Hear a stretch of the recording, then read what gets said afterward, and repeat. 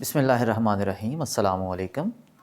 Dear students, हम transportation problems cover कर रहे हैं और इसमें हमने देखा ऑपरेशनल रिसर्च में हमने कुछ मेथड सीखे। सबसे पहले हमने नॉर्थ वेस्ट कॉर्नर मेथड देखा, उसके बाद हमने एलसीएम यानी लीस्ट कॉस्ट मेथड, जिसको हम मैट्रिक्स मिनिमम मेथड कहते थे, उसको भी हमने डीपली चेक किया। उसके बाद हमने वोजल अप्रॉक्सीमेशन मेथड को देखा। डियर स्टूडेंट्स, आज हम देखेंगे इन मेथड्स में अगर कहीं पे कोई प्रॉब्लम आ जाती है, कोई डीजनरेसी आ जाती है, हम उसको कैसे रिजॉल्व करते हैं। डीजनरेसी कैसे? फॉर एग्ज़ाम्पल हमारे पास नंबर ऑफ़ एलोकेशंस, अगर हम इस मैट्रिक्स को देखें पूरे को, हमारे पास ए बी सी 3 रोज़ हैं और 4 कॉलम्स हैं, तो फार्मूला हमारे पास वही है m+n-1, यानी नंबर ऑफ़ एलोकेशन हमारे पास 6 आएंगी। लेकिन अगर किसी तरीके से हमारे पास एलोकेशंस नंबर ऑफ़ 6 यानी 6 से कम आ जाती हैं, तो उस सूरत में हम इसको कैसे रिज़ॉल्व करेंगे। आइए इसको स्टार्ट करते हैं। डियर स्टूडेंट्स, डीजनरेसी जो है ये 2 स्टेजेस पे अकर हो सकती है। अभी तक हमने सिर्फ़ और सिर्फ इनिशियल स्टेज पे इसको देखा है कि कैसे हम इनिशियल स्टेज पे इनिशियल बेसिक फिजिबल सॉल्यूशन निकालते हैं। अभी मैंने आपको इसका ऑप्टिमल सॉल्यूशन निकालना नहीं सिखाया। तो आज हम ये देखेंगे कि इनिशियल स्टेज पे, इसी स्टेज पे अगर इसमें डीजनरेसी आ जाती है तो हम उसको कैसे कर पाएंगे। डीजनरेसी जो है ये इनिशियल स्टेज पे भी आ सकती है और during the testing of optimal solution, optimal solution जब निकाल रहे होते हैं हम, तभी डीजनरेसी अकर हो सकती है। तो आज हम degeneracy at initial stage discuss करने लगे हैं और ये क्वेश्चन हमने सॉल्व करना है by MMM matrix minimum method. इसको डियर स्टूडेंट्स हम LCM यानी लीस्ट कॉस्ट मेथड भी कहते हैं। तो आप इससे बखूबी वाकिफ़ हैं। लीस्ट कॉस्ट मेथड में हम सबसे पहले अपने पूरे मैट्रिक्स में देखते हैं सबसे कॉस्ट कम कहाँ पे है, वहाँ पे हम अपनी सप्लाई और डिमांड इंट्रोड्यूस करवाते हैं। डियर स्टूडेंट्स, क्वेश्चन को सॉल्व करने से पहले हम देखते हैं सप्लाई और डिमांड दोनों बराबर हैं। ये बनती है 2600 supply is equal to demand. तो ये हमारे पास बैलेंस प्रॉब्लम है। अगर बैलेंस प्रॉब्लम है हम इसको स्टार्ट करते हैं। तो मेथड हमारे पास MMM मैट्रिक्स मिनिमम मेथड है। उसका तरीकाकार ये होता है कि हम इस पूरे मैट्रिक्स में देखते हैं कि हमारे पास सबसे कम कॉस्ट कहाँ पे आ रही है, हम वहाँ पे अपनी सप्लाई और डिमांड देंगे। और डियर स्टूडेंट्स, पूरे मैट्रिक्स को देखें तो यहाँ पे 0 है, तो यहाँ पे मैं अपनी सप्लाई और डिमांड पूरी करने की कोशिश करूँगा। मेरे पास डिमांड 400 है और सप्लाई 900 है, तो मैं दोनों में से जो मिनिमम है वो यहाँ पे अप्लाई कर देता हूँ। तो यहाँ पे मेरे पास 0 और यहाँ पे रह गया 500। डियर स्टूडेंट्स, अब आगे हम चलते हैं। आगे जब देखते हैं तो पूरा मैट्रिक्स देखें तो यहाँ पे मेरे पास कॉस्ट जो है वो 1 आ रही है। तो मैं यहाँ पे अपनी सप्लाई और डिमांड देता हूँ। सप्लाई और डिमांड दोनों 500 है मेरे पास, तो मैंने यहाँ पे सप्लाई और डिमांड दे दी। ये 0, ये 0। अब हम करते क्या होते थे, सॉरी, ये मैं इसको थोड़ा सा अगेन पीछे जाता हूँ। जब मैंने यहाँ 0 के ऊपर 400 अपना सप्लाई और डिमांड पूरी की, तो यहाँ पे 0 हमारे पास डिमांड, तो ये कॉलम क्रॉस आउट हुआ, ये क्रॉस आउट हुआ, ये दोनों सेल मैंने क्रॉस आउट कर दिए हैं।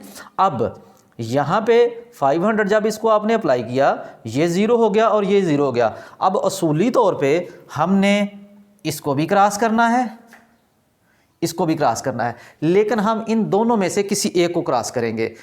अगर क्वेश्चन सॉल्व करते हुए सप्लाई और डिमांड दरमियान में ही कहीं किसी स्टेज पे दोनों इक्वल हो जाएं, जैसे यहाँ पे हुआ है, सप्लाई भी 0 हो गई, डिमांड भी 0 हो गई, तो डियर स्टूडेंट्स हम फिर किसी एक रो, किसी एक कॉलम या किसी एक रो को ख़त्म करेंगे। अब कौन सी रो को या कौन से कॉलम को ख़त्म करेंगे, इसका फ़ैसला हम इस टेबल को देख के करते हैं। डियर स्टूडेंट्स, अब आप यहाँ पे अगर हम इसी कॉलम को ख़त्म करना चाहते हैं तो आपने मिनिमम कॉस्ट का सम चेक करना है। इसका हम सम करें 4 प्लस 2, हमारे पास 6 आता है।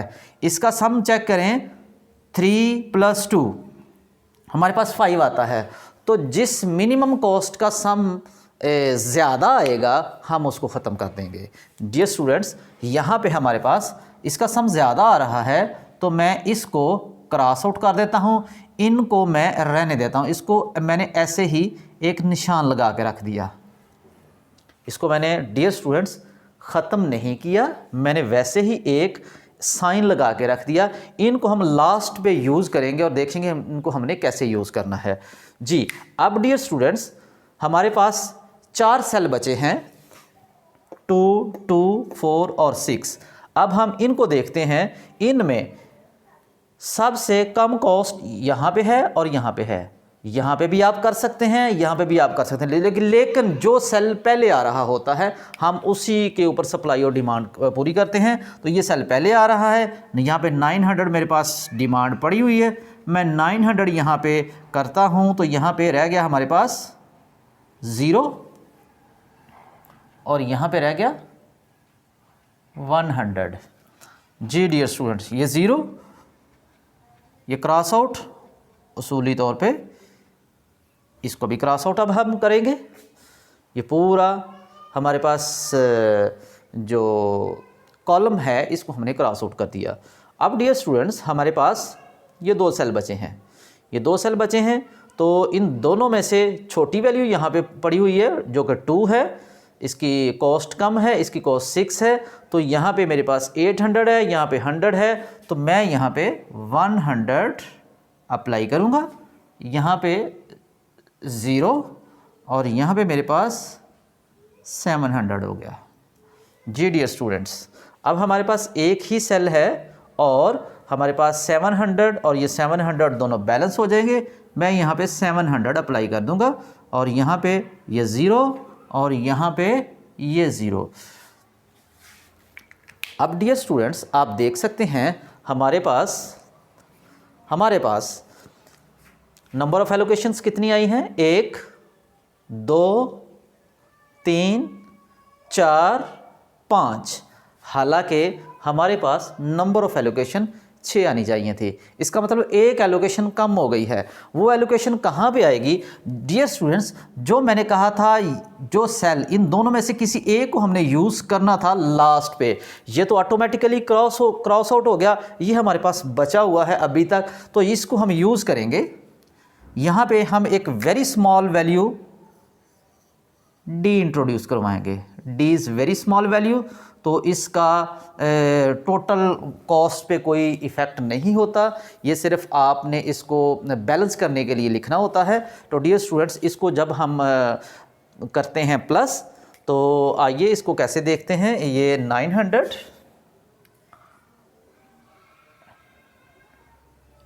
Initial basic feasible solution, 900 multiply by 2 plus 100 multiply by 2 plus हमारे पास 700 multiply by 6 प्लस, पहले मैं इनको लिखता, इसको लास्ट पे लिखता हूँ मैं, 500 multiply by 1 plus 400 multiply by 0 plus D multiply by 2 is equal to, dear students मैंने क्या किया है, 900 को 2 से मल्टीप्लाई किया जिस तरह हम ऑलरेडी कर रहे थे, 100 को 2 से मल्टीप्लाई किया, ये क्रॉस आउट हो चुके हैं, इसको यूज़ करेंगे। 700 मल्टीप्लाई बाय 6 ये भी हो गया, ये क्रॉस आउट हो चुके। D multiply by 2, 500 multiply by 1, 400 multiply by 0। अब यहाँ पे एक चीज़ डियर स्टूडेंट्स मैं यहाँ पे इसका इजाफा करना चाहूँगा।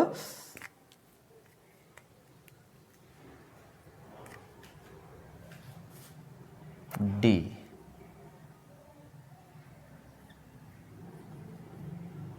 जी डियर स्टूडेंट्स, अब ये हमारे पास कॉस्ट पूरी हो चुकी है जी। तो इसका डियर स्टूडेंट्स, अगर हम इसको सॉल्व करें, आंसर इसका देखें तो हमारे पास आता है